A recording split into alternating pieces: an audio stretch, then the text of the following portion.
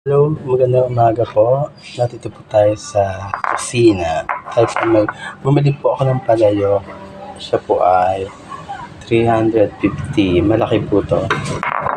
Bago bumili ako ng isda. Ano bang tawag sa isda to? Ano yata? Basta isda siya. Hindi na ako masyadong familiar sa mga isda eh. Kasi galing po ako ng London. Charot.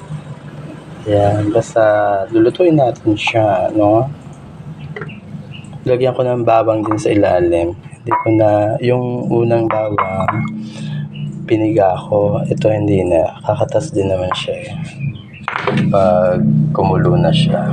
And then ito yung isda. Iayos lang natin mabuti. Bago lalagyan natin siyang asin. Bawang, asin, yun lang po. Natural na natural ang mga ingredients, mga sangkap. Ayusin po lang natin ang pagkakahiga nila. Dahil sila po ay galing ng Israel. Charot lang. Charot. Kakaaway mga taga-Israel at saka yung bansang mga nag-aaway. Ewan ko ba?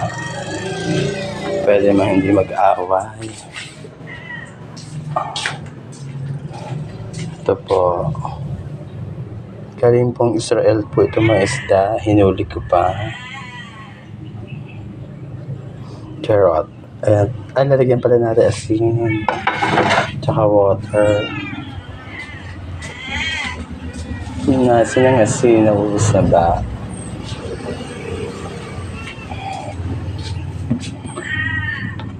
Hindi ako asin.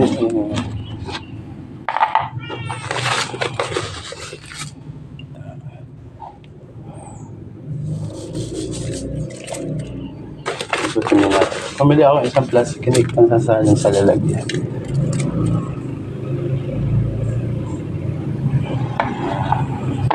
Then water. Hindi tatakuha ng water sa basta kumulo naman ito. Malinis naman ito. Basta napakuluan. Ayan. Hindi po siya galing sa bomba. Nawasa po siya.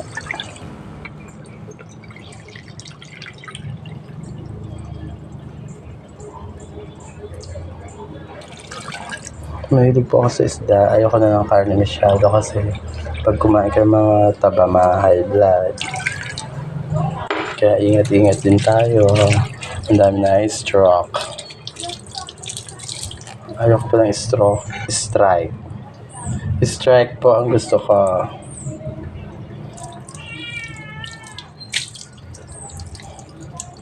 Kailangan tatakluban na natin sila.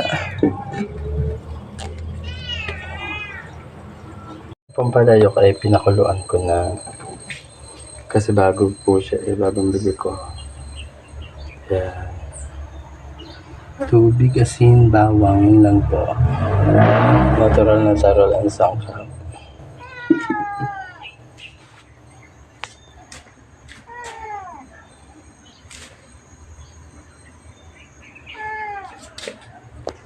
Hanggang dito na lang po. Papakita ko na lang po pagluto siya.